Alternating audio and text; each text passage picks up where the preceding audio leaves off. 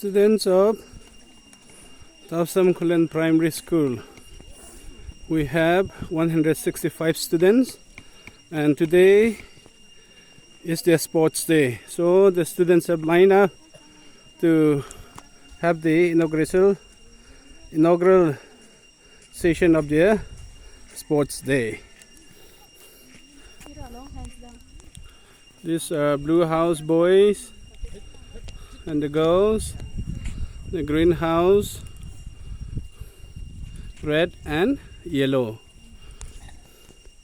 They all are excited to have a good, wonderful game. Though it rains, the rain could not stop them. The excitement, the joy to have the sports is really great, as they could not even wait for a day to come. Thank God we have a good and sunny day again.